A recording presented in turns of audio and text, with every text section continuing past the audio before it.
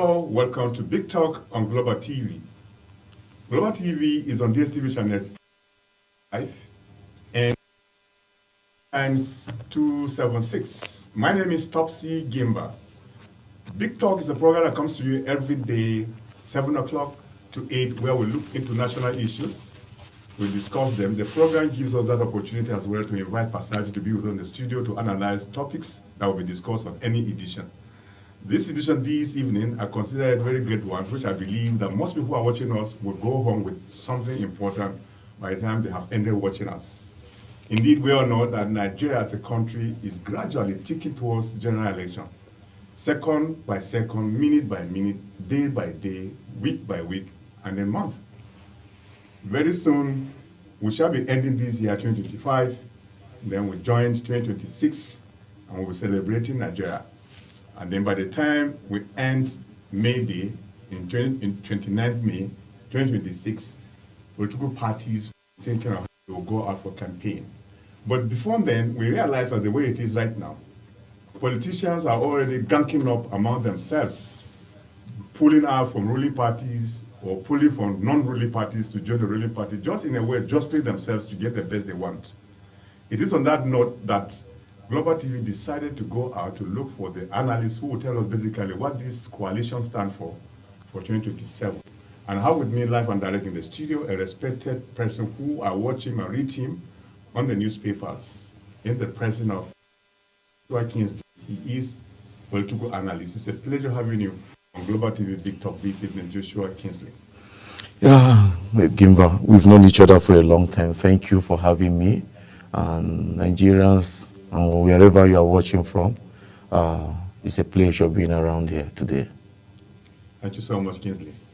From the prologue, you understand clearly that indeed we are talking about politics. 2027. 2027. You agree with me that many people have begun forming coalitions, moving from a ruling party to join another party or coming up with new political parties and then making INEC to register them so that at the end of the day, they all have a mindset that when election comes in 2027, they are likely to make headway by becoming our leaders that will govern us again for another set of 4 years. Is that your view? Of course, that's what politics is about. People looking for opportunity to make a statement.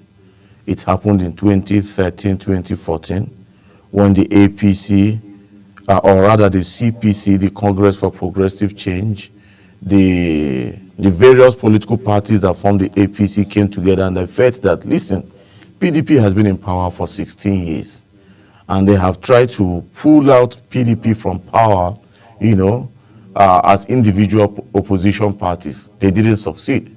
And they felt if one party couldn't do it, why not we join forces and see how far we can go with it? They did that. They succeeded. And President Goodluck Jonathan, a great Democrat, handed over to Buhari. I think that should be in 2013 or so, handed over to Buhari. 2015. 2015, yes, thank you. Handed over to Buhari. So if APC could come together as a coalition, to take over from where PDP stopped, what stopped any other political party from doing the same? It's about interest. They have brought a handful of persons have come together, some from the APC themselves, somebody like former Kaduna State Governor, Malam Nasser El-Rufai from the APC, and then you have Atiku from the PDP, you have Peter Obi from Labour Party. It's a marriage of interests, persons of interest. So how far they go, time will tell. But it's a step in the right direction. Yeah, if you look at the characters involved, if you make comparison like the way you did PDP then until APC formed its own coalition and to be able to raise power and receive power from PDP when Jonathan then was the president. Do you bother to check the character of these individuals by comparing Jonathan with the man now in power? Comparing him in what way? In the sense that whether or not if what we are seeing can best be suited to what we saw in 2015. I have always maintained that Jonathan is a Democrat par excellence. With due respect to him, he he sees Nigeria bigger than the interests of any person. And he said that categorically, that nobody's political ambition is worth the blood of any Nigerian. In other words, that C-type syndrome wasn't pronounced in Jonathan. Buhari has come from the APC and has done 8 years and gone. You know, Tinubu has come, and his administration, of course, claimed to have initiated certain reforms. And they keep saying, of course, that these reforms are bearing positive fruits. Where these positive fruits are still remains to be seen. Because as far as the ordinary man is concerned, the positive fruits of any government policy should translate to food on the table, should translate to the disposable income, should translate to the betterment of the family and what have you. So whether Tinubu come 2027, if Nigerians decide to say, okay, Mr. Tinubu, or President Tinubu, as the case may be, we would like to try another person, whether he will allow the mandate of the people to prevail, you know, going by recent electoral dramas we have seen. You know, we saw the 2023 elections and how so many persons, you know, raised queries over those elections. Whether that will happen in comparison to Jonathan, who allowed that to happen, that's another kettle of fish altogether. But politically speaking, Jonathan has a principle. Is patriotic. I wouldn't say more patriotic, but his sense of patriotism, as far as Tinubu is concerned, will be compared come 2027. We are not there yet. Yeah. Well, the election of 2027. Well, the indications may be there, but in what context? Is it in the context of free speech? For what happened in 2023 election, regardless of how anybody tries to paint it, still leaves a sour taste in the mouth, because we felt that we were making progress, you know, election-wise, having amended the election to include components like the beavers and the IRF, and we felt that electronic transmission of election results would be the order of the day, and instead of the various from this and that being commuted manually, we felt that when people cast their votes at the ballots, the polling centers, that it will be collated and the results will be displayed. Real-time display. Unfortunately, it happened when the election for the legislators came, it happened. But when you got to the presidency, when you got to the presidential election, a new terminology came up, and we started hearing things like technical glitch.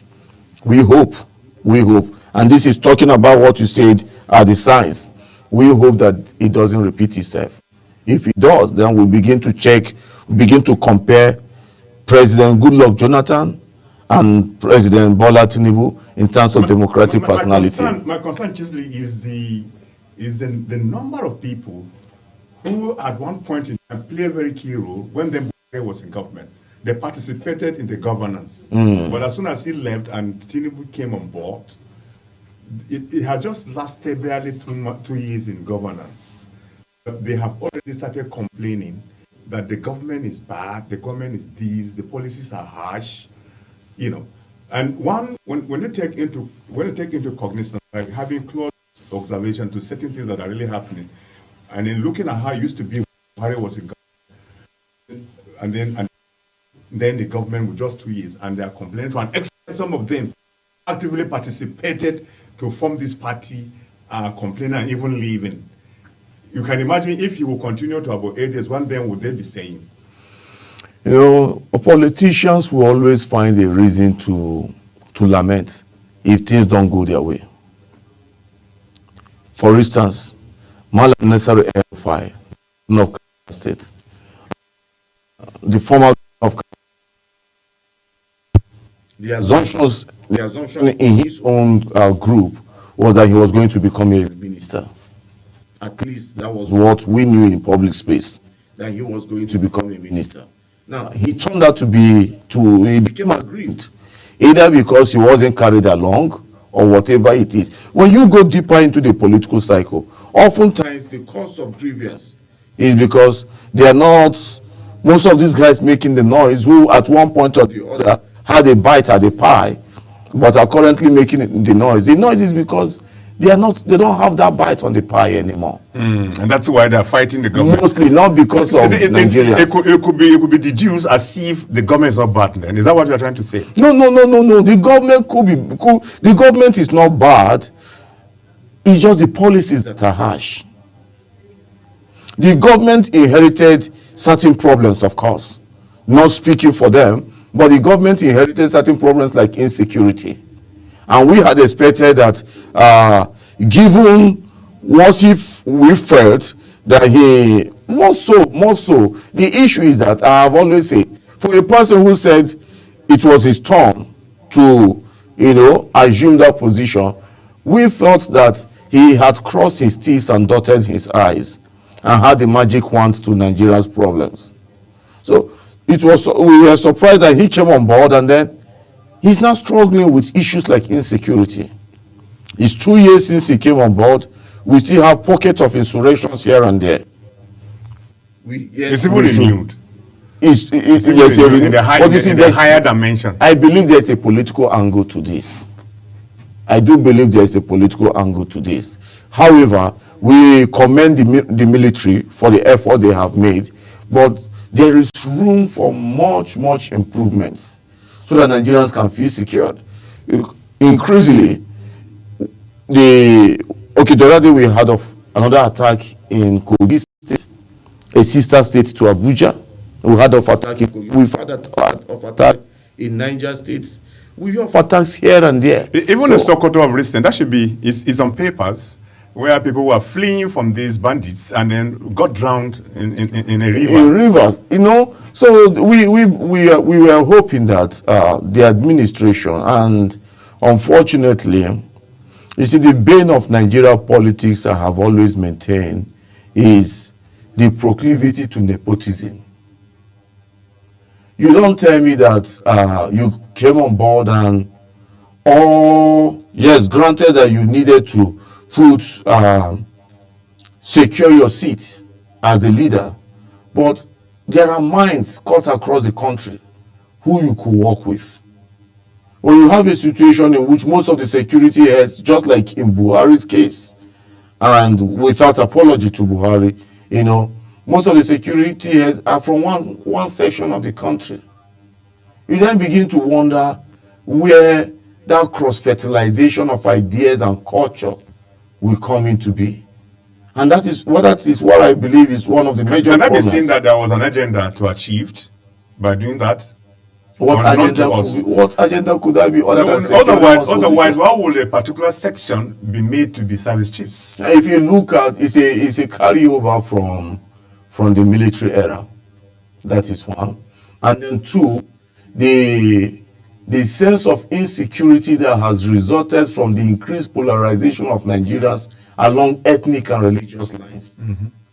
So there is that lack of trust for persons from other parts of the country to hold certain positions. For instance, Mr. A is the president. He comes from ethnic group A.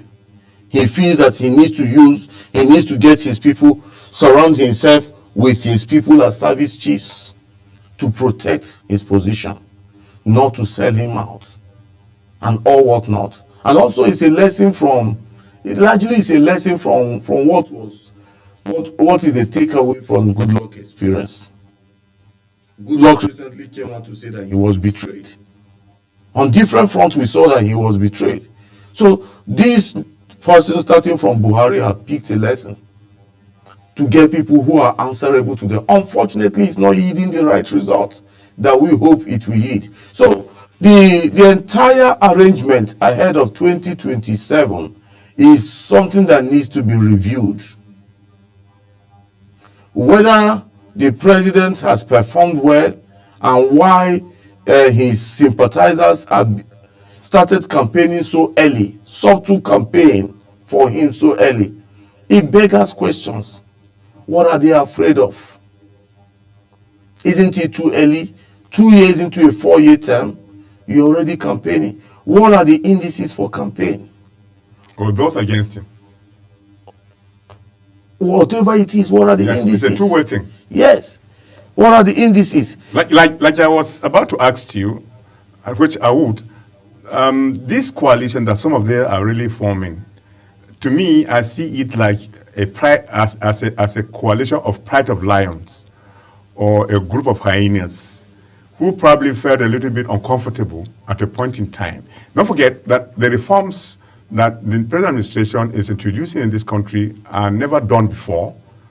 You cover National Assembly. Well, like what? Like the tax reforms, which is intended to harmonize regulate how money is supposed to be expended, depending where the source of the money is coming from, which is quite very good. And probably the appointments that this administration must have really done, some are a little bit uncomfortable, or maybe those who have actively been involving in the oil business for long, having wells and things like that, and this present administration has come and reset the direction, and they are losing out. So it is important for them, or they will feel, let them gang up like lions could do to attack a prey, or either dangerous hyenas. That's the point. Yeah, doing that. Otherwise, I'm yet to see reason as to why just 4 years in a 4-year term, 2 years in a 4-year term, people are already saying that the government is really bad. So I'm a little bit concerned. Would there be anything far more than what this government is doing if they were given the opportunity, if they will be given the opportunity to speak going 2027? That's the question. Would there be anything different that they will ever do? Because if you are to use history, looking at the way Nigeria has been all along, like the way Buhari campaigned, who we felt who we felt probably was going to be a righteous man, and many things will be falling like manna from heaven. At the end, it didn't turn out to be until he finished 4 years, and again, still campaign, and we felt maybe he was going to lose the 2019 election. We felt he was going to lose it out. Still, he won, and the things went like the way they went before. So if somebody comes and tells you that this regime is not doing much, and he wants us to vote this regime out, when you look back into history, by craning your neck into the records of the past, would there be anything different that will happen by the time they give the power? It depends on who the person is. Now, who are those ones that you see right now in the room? Well, at the risk of campaigning for somebody. I'm not saying you should campaign for anybody. Yes. But the congregation of this politician in a particular room, who are they? You look at it from this direction. You see, government is a continuous process. The lives of El-Rufai has been tested. In Kaduna, as FCT minister, he has been tested. We know his deficiencies in Kaduna, and perhaps that's conversation for another day. The lives of Atiku has been tested. We know how far he has gone as VP, as the man in charge of the Bureau for Public Enterprises, as the man in charge of the privatization business under Obasanjo. Now, if you take away El-Rufai, you take away Atiku, who is left in the campaign train, in the chase for presidency in the ADC? David Mark is there. David Mark is the ADC national chairman. And Peter Obi is equally. Peter Obi is there. Yeah. Has he left Labour in the first place? You don't. Well, he's neither here nor there. Okay, he lingers. I think he's one leg here, one leg there. But the point being made now is, every politician will come to tell you, I can provide solution to the problem. The question is, what politician has an articulated concept to lead Nigeria out of the wood it finds itself? The challenge this current administration has, which I have always maintained, is Mr. President's infamous remarks at Eagle Square on the day of his swearing in, that he boldly declared he was going to remove fuel subsidy. The removal of fuel subsidy was good, but that declaration set a lot of things in motion. And unfortunately, there were no measures to cushion the effects. Now, going back to your question, in answer to your question directly, who exactly among them do we think can provide the solution we are looking forward to?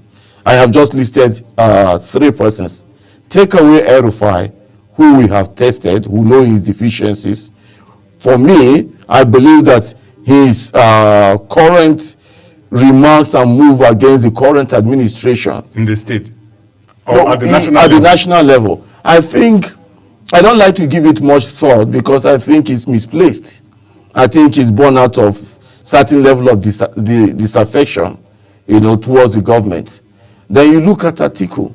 I would have wanted an Atiku to let go this chase for the presidency, at least for now. At least for now. Politicians are not good at respecting gentlemen agreements. Whether he chooses to say, yes, it is right, or he continues to insist that the doctrine on the rotation of the presidency is wrong, that's a different ballgame entirely. But we have a Buhari that has spent 8 years. Here is a Tinubu that has 4 years to run. He has only done 2. And most likely, of course, he will go for the second term, which is another 4 years. Meaning that the South has the opportunity to run for 4 years. Now, if anybody, for any reason, will be thinking of replacing Tinubu, it shouldn't be somebody from the North. It will upset the system. Are we talking about the person that will actually deliver what is expected as no, we have gone beyond that. No, I'm only asking this question. I'm only asking this question so that you look at it, pari passu, whether it's the individual you are looking at or either you are looking at the regional level. No, you see, in the Nigerian case, Nigerian democracy is peculiar. Peculiar so much so that in this current dispensation, you cannot consider the individual without considering the region. And that's where we are. That's why you have brought us to where we are. That's where we are at the moment. Yes. Let me ask you this question, Joshua. When you are listing some of these high personality politicians who we feel at the end of the day, if anything will go by, they are the ones likely we will look forward to. You have left behind even Goodluck Jonathan. From their introduction, you painted him to be a very good politician that Nigeria has ever had as a nation. But the question here is, do you think like some of them are really campaigning or wooing him to come back to campaign against Tinubu in 2027? Do you see it's a very good move for him? And what advice will you ever give to him so that at the end of the day he does not crash?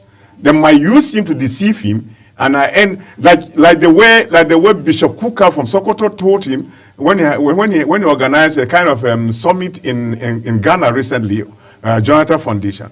He said the voice of the devil is not too far from the voice of God. Yes, I agree with you. The question I ask myself always is, who is asking Jonathan to join the fray? You are reading those calls on social media and even the print media as well. But who is John? See, behind all those CSOs calls, there are faces. Who is asking Jonathan? The idea of bringing Jonathan into the entire picture is to offset the Tinubu arrangement. Using a South against, using a southern person against a southern person. Because they understand very well, of course, that this is the turn of the South. They understand that this is the turn of the South. So how best do we get, who do we get to offset this man who hypothetically or allegedly did not carry us along? Who do we get? Peter Obi will bring another conversation. Peter Obi is unpredictable at the moment. The persons who are bringing out Jonathan have studied Jonathan. They can tell Jonathan's move from A to B. They think they can tell. Okay? But Peter Obi has not been there for them to study him. So they are skeptical about Peter Obi. But they are not really sure of where they will get from Peter Obi. At one time he governed a state. And the records are there, whether he did it well or not. The records are there to prove him. Yeah, but so you cannot categorically say he has not. No, here is a thing. Yes. There are persons who consider themselves kingmakers when it comes to the presidency. These persons did not determine Peter Obi's place in Anambra State as governor. I understand. Now, coming to the presidency national level, is another drama altogether. Will they be able to rein in Peter Obi if Peter Obi becomes the president? A Peter Obi that defeated a sitting governor in the court. A Peter Obi that the State House of Assembly could not wrestle out of power. What are your chances as kingmakers to control him when he becomes the president? But Jonathan, we know. It's a case of Paul, I know. Jesus, but democracy doesn't work. Democracy doesn't work that way, Kingsley. You should understand. No, but you see, I want you to understand the principles of democracy in the way they are set. The question here is, even if he's eventually elected to become the president of this country, he doesn't unilaterally carry out decisions without making reference to national assembly. Those are the principles of democracy. That's it. The principles of democracy, are they being reflected into this administration? However, you look at the relationship between the National Assembly and the executive. However you see. No, the point I am making to you is that however you see, you will not be able to do exactly that the way you are saying. No, it's one thing. It's one thing to talk about the theories of a certain system than practicalizing it when it comes to implementing that. No, but so when you see an individual, look at the mate of this country. There's nothing an individual will come on board like the way Tinubu is and to be able to satisfy us at the same time. And it takes only one person that will start criticizing and any other will buy in that suggestion. And I think it is the same thing that Tinubu is facing because of the way his policies are being formulated and implemented. Those who have been left behind to be not being carried along, they are the ones who are standing outside and throwing stones into the system. Yes, that's one side of looking at it. The other side of looking at it is there are persons who feel it is within their right to sit in the villa. And if you look at the history of Nigeria, I've been trying to keep away from this side of the conversation. If you look at the history of Nigeria, for every time somebody from another extraction is in the villa as the president, these fellows are as uncomfortable as you can think of. And they will do everything within their powers. Sometimes they go extra mile to make sure that that person lives. These some persons that are shouting, good luck we know, good luck we know. Were they not the same forces that came together and made sure that good luck left the villa? Mm-hmm. They were the same forces. So you can look at this from two directions. Number one, the business direction. Then number two, the political direction. And under the political direction, you can also look at it from the ethno-religious dimension.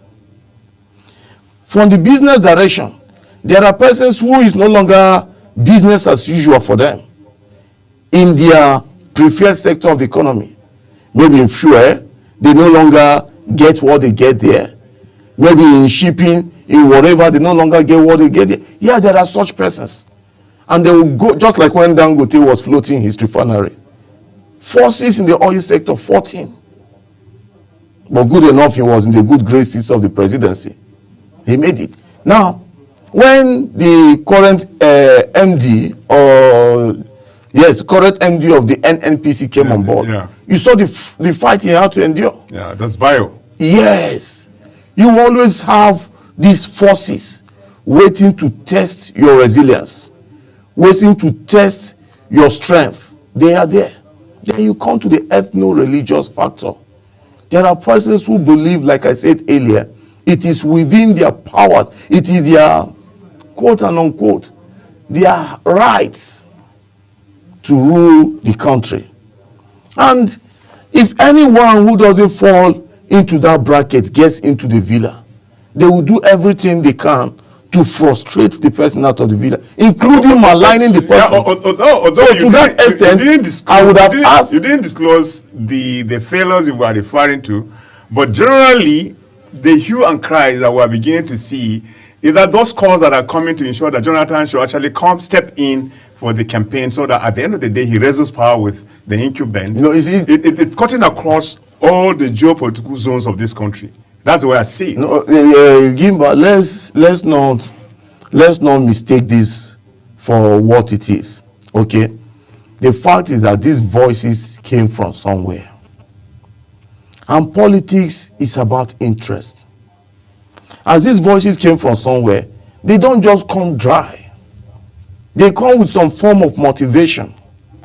And they get people to join the alliance. Which, of course, the carrot and the stick measures are there. The perks and the benefit of joining the, as to whether those they get to join the alliance understand the grand scheme of things, it's a different ball game entirely. But Jonathan is being brought in as a spoiler, and that's my opinion. That is it. So he's been brought in as a spoiler, and I would advise, he has earned enough respect for himself in the national and even in the international cycles. He shouldn't spoil that election. I don't see him defeating Tinubu. They will use him at dumb here at the end of the day. That is what it's going to be. And I hope that his advisors and those who he listens to will talk to him. He himself is aware of this groundwork behind the scene. I remember there's this publication I read where he now said, you remember that out of those people he ever used, when then he was the government, only one person that still believes in him till today, and that's Mike Egeado. I don't know one person from Edo State like that. They mean Mike Egeado, okay. One name like that, sort of. That he is still the only person, when then he was in government, he remained faithful. And even after in government, he still remains faithful with him. And any other person is a betrayal. So if Jonathan is able to come up with this analogy and be able to identify by himself certain forces that work with him and went against him at a point, and then picking one individual out of the entire number of people that served under his cabinet, and that means he has actually understood the game very well. And then he needs to really study the science of time. Like I said, that of course, the Archbishop, the Bishop of Sokoto in the person of Hassan Matthew Kuka, when he went to Ghana, told him categorically that the voice of the devil is not quite too far from the voice of God. So he needs to listen carefully so that he just jumps into it and then he finds himself wallowing in a very deep sea, or swimming or drowning in a very deep sea, so to speak. I think the former president, Goodluck Jonathan, has done for Nigeria what he could do for Nigeria. Coming back, what is he coming back to do? To fix what mess?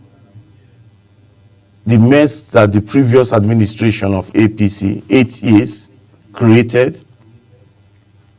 He's only coming back to try to do a cosmetic decoration that will rubbish whatever successes he has recorded in his time in public space at the national level. He shouldn't take that bait. It's a bait that will leave him worse off. Because soon after he left government, he left the economy as, I think, the largest in Africa. Yes. By the time his successor was leaving, where was the economy? At what position? Nosedived. It nosedived abysmally. And you think he comes back now and he's not able to, what is he going to do? To fix after all, things have really gone haywire. Things have gone so bad that it is in his best interest not to dare. Just continue to enjoy the global acclamation he gets. As for coming back to the current president, it is sad that he's getting the kind of negative feedback he's getting. And I think his handlers are not doing a good job. Speaking respectfully, I have studied some of the points in his Renewed Hope agenda, and I think those points mean well. But how much are these points communicated to Nigerians is one thing. Then two, where I have a major issue with the current administration is in his political appointments. The nepotism speaks louder, so loud than the sky. Possibly he was not following a template set aside by the immediate past government. No, I think it's not so much his fault, and that's my opinion. I think it's the fault of those who he surrounds himself with as aides and helpers. I think they are much more nepotistic than him. Okay, take for instance, a typical example will be the national television station, where is it the DG or the MD was pulled out and suddenly reinstated. Now, what I gathered was, Mr. President wasn't aware of it. He wasn't aware that the fellow had been pulled out. And when he eventually got wind of it, he instructed that the fellow be reinstated immediately. Some of the things that happened, he's not aware. It happened to Buhari as well, too. When Buhari was in government, I remember the DG Naseni, Professor Mohammed Haruna, who served for 8 years or 5 years consecutively, making 10 or thereabout. And some people who ought to have left government at the time he ended the second time of the 5-year descent. They went and sold a dummy to the president, and then he announced it that the man will not stay again for 5 years. Additional 5 years. Making 15, which was totally out of the constitution. So some people had to draw the attention of the president to it. That's late Buhari, before he realized that the man has served for 10 years. And he was already sworn. He has been sworn in again for another set of 5 years. That would have been dangerous. So you see, I think that some of these individuals that you have rightly mentioned in this present administration, they sit down and study the mindset of the leader and see whether or not, just like your children will play pranks on you and they get their money, that kind of thing. You also don't. It's like you are the MD of a large company, Nigeria being the company now, and you are to supervise. Of course, he supervises all the sectors of the economy. He has ministers, he has delegated, but the buck stops on his tables. So, if at the end of the day, files are brought your way, you have tons and tons of files to attend to. It is often not easy to remember every detail in the files you have attended to before the new files are brought to you. So his handlers could smuggle in names after names. Unknown to him. Unknown to him that he's popularizing the entire system with persons from a given ethnic extraction. So at the end of the day, he begins to paint him more as a tribalist. Meanwhile, he's not even aware of what is going on. But where are these voices who have suddenly realized that he's being nepotistic in nature? Where are these voices when you compare what is happening today and the way Buhari ruled? You see, that's beautiful. I like that question. And that's why I told you that there are certain characters who believe that if someone is in the presidency and the person does not appeal to their ethnic or religious sentiments, that such person, we must do all we can to get that person out of there. There are people like that. Now, going to your question directly, between 2023, is it 2015 rather, when Buhari won as president, and up until when he left, as a matter of fact, I started thinking, is this an APC policy? Is the APC policy is it ethnocentric? I started thinking that way. But no voice from this part spoke up to say, no, this is not the way Nigeria should go. There are laws on ground. There is a federal character principle on ground that ensures that every part of the country has due representation in matters of government, in the distribution of ministerial positions. No one part of the country will boast of having more intelligent people than another part of the country. Gone are the days where you say you have more engineers from region A than region B also. But if you remember the period when Buhari was in power, virtually every sphere of our national life was populated by a certain ethnic extraction. And these fellows were mute. To an extent, a service chief was left in government or in power for closely 6 to 7 years. Absolutely. Meanwhile, security festers. So insecurity kept escalating far more than the way they could control. And the president when you now ask yourself, why would you know that the person who is on the seat with a high level of insecurity in the country, and you feel he's doing the right thing, and you keep leaving him on to that period of time? And so a template has been prepared. And so then who will you blame? No, you see, let's not say a template has been prepared. Perpetuating injustice doesn't make it right. But the people gain out of it. Yes. What is a fraction of the people that gain versus the larger population? And that's where we are. Our interest should be the larger population. You see, I do not envy even Mr. President himself. Because regardless of the good heart he may have and the good intentions he may have, his administration is gradually being eroded by persons who will not be held accountable. So it is the president has to find, if he can find loyal persons, not sycophants, who can whisper to him. And that is if these angels that have surrounded him in form of human beings who allow such persons anywhere close to the president. But a mechanism needs to be put in place, whether from the party, the APC itself, or from friends of the president, or from friends of the APC. They need to come up with a measure of reaching and calling the president's attention to some of these things. Make him realize that you are making your government unpopular with your policies. Most of these agitations coming up are coming up from this angle. The agitation is that he has turned the villa into a kind of tribal hegemony, I should say. He has turned the villa into such kind of thing. That is where most of these agitations are coming from. They are not coming because the man in the street cannot pay for his children's school fees. No. These people, most of them they don't care about the ordinary man in the street. They only care about what is their interest, how their interest is being protected, how they can get their interest protected. That is what they care about. Now, to that extent, the presidency has some time, ample time in his kittens to begin to make amends. It is in making amends that you appeal to people, to people's conscience in different ways. If a man comes to you and says, I am hungry, what is the best way to make him your friend? Is it by telling him that, don't worry, God will provide? God should provide through you.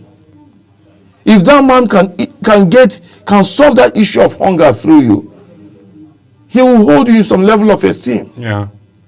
So if these people are agitating that, listen, Mr. President, we never believed that you were going to be. Do you know that a certain part of this country has about 4 ministers in the current cabinet, as against another part of the country that do not have 4 ministers. I'm not talking about ministers of state. I'm talking about substantive ministers. A state in this country has about 4 substantive ministers. So let me ask let me ask you this question, Kingsley. Are you of the opinion that you should be voted out? And if that's the opinion you hold, that's your personal opinion you hold. The question here is, look at these political parties, either ADC or ADA or Labour Party. Do you see them having this popularity at the national level, that when they speak, Nigerians will actually listen? And then again, further to that is, look at the history of this country. Has there been any other person who steps into power and then he is removed because he's unpopular? I don't want you to cite Jonathan in this case, because Jonathan stayed for long. It's only that when he wanted to come back again, that they didn't allow him. But in terms of years in service, he did that. So who has ever done that you feel Tinubu to come into power just for 5 years, 4-year term, and then seeking for re-election for another 4-year term that you feel he will not get it? Which person in history ever done that? Okay, first and foremost, let me take your first question. Whether I think he should be voted out. By looking at those political parties. No, you see, like the ADC, where some of the ADC is they are looking at them as the hyenas. ADC is still in this. They are not hyenas. I think that is the wrong. That's the way they are painted. No, of course they should be painted that way by those who are in government. It's about politics. You don't allow the voice of your opponent to be louder than yours. That's what it is. Unfortunately, it's a kind of a politics of what language do I use now?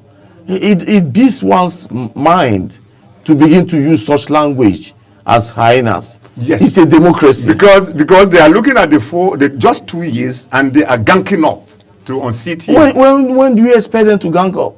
On the eve of election? I wouldn't know. Oh, no. Of course, you start building now. You start building now. You start aggregating consensus. You start getting people to believe in what you believe in. You start making people see your perspective, why they should give you a chance to implement what you think you have in mind for the country. I think they are on course.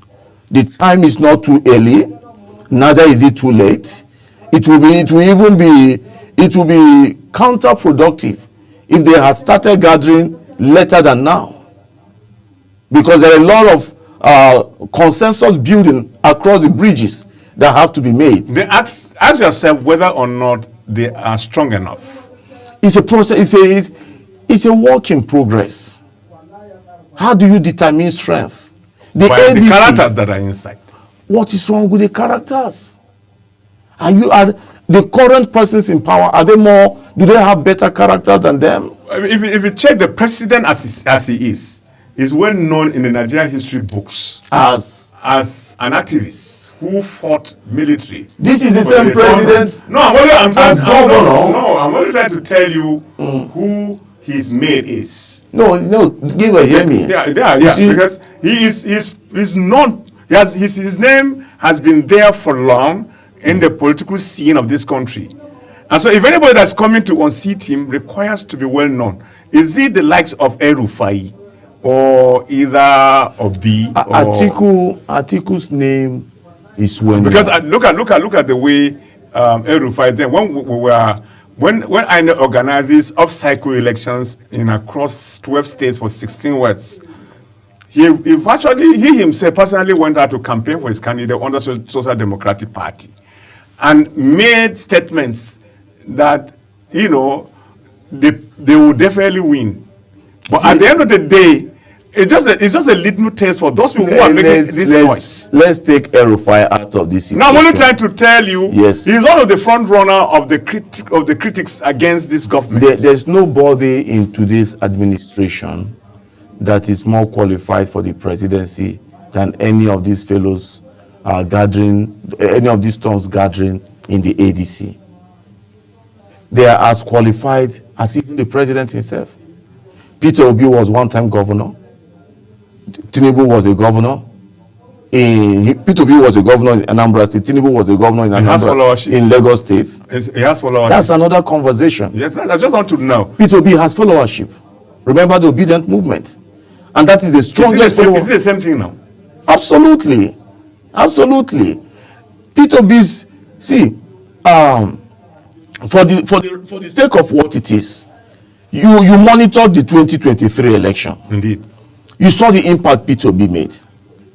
I want to respect INEC and her figures that she announced. But we also saw the impact Peter Obi made. Now let me answer your question directly so that I don't derail. Should Tinubu be voted out of office? How do you answer such questions? Just 2 years into power. I'm looking at the formation of political parties and coalitions that are really going on. It is necessary. And the criticism that we read on newspapers on daily basis. Even today's newspapers, they have a lot of information concerning him that he's not doing well. Of course, that is what it is. See, when you want to sell a product, there are two products that are competing for space in the market on the shelf. Okay? And you are brought in. Continue. You are brought in as a PR, as an advertiser. Okay. What do? Do you highlight the negativity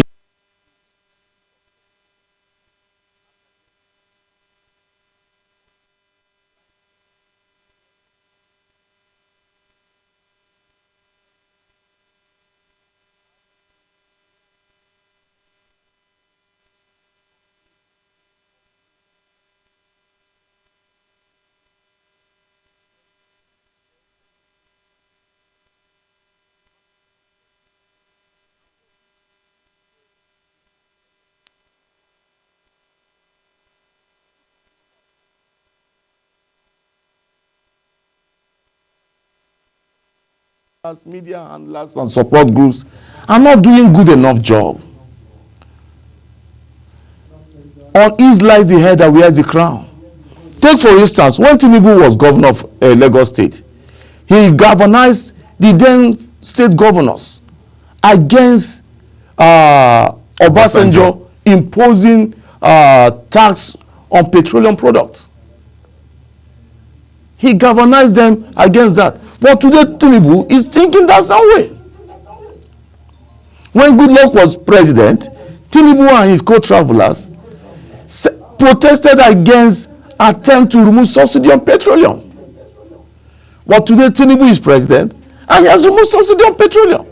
So you never tell, you wouldn't get the entire picture until you get into office. As if we are the ones suffering. They deceive us to get what they want. Is that what you're saying? That is just what it is. If you call it deceit, well, on the one hand, I think they feed us with half truth. You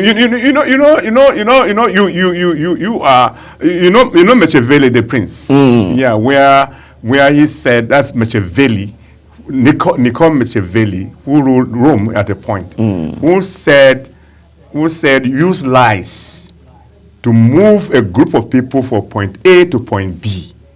If, for instance, you tell them the truth and they don't, use lies. If lies can help to move them, do that. And then again, try to be as fair as a fox by a fox goes to the river using his own tail to suck water and then be watching the outside to avoid being attacked by enemies. And then you can use all sorts of manner of things just to ensure that you achieve your aim. Is that what they have been doing to us? We don't know.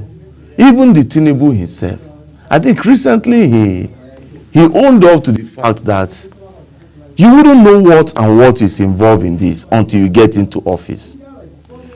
Respectfully speaking, I have seen some of his programs, and I think he has a roadmap to where he's going to. The challenge are two things to my mind. The first one is the issue of communication. Either his handlers are not doing the right job, they are not doing their job effectively, not that they are not doing the right job, or there is no enough budgetary provision and the conducive environment, the necessary machinery for them to do the job. That is one. Then secondly, the beginning of these programs, of these programs he initiated, of course he did warn the population that it's going to be tough. He said it's going to be tough, but at the end of the day, we will reap the benefit from it. The tough side is what we are seeing. I would rather hope that he should make it quick. Okay. In the remaining 2 years, the balance of the 2 years he has, he should make it quick so that Nigeria, he could use the good fortunes that will come from the result of his programs and policies and his reform. He could use that good fortune on the one hand, turn the minds of Nigerians towards him, and then shut up his opponents. It's all right. I really enjoyed talking with you, Joshua Kingsley, political analyst, which I never give a space to really have a deep breath and then continue. It's always a pleasure, being around you. Yeah, sure. I like that. Yeah, you are massive. Oh my gosh. Right. Okay, that's how far we can go on the program Big Talk. This edition, like I said, I'm sitting in for my colleague Obong Usoro, who is unavailable. Accent, we shall be doing that tomorrow with yet another personality. Do stay out of trouble. We are leaving the studio. My name is Topsy Gimba. See you again, and bye-bye.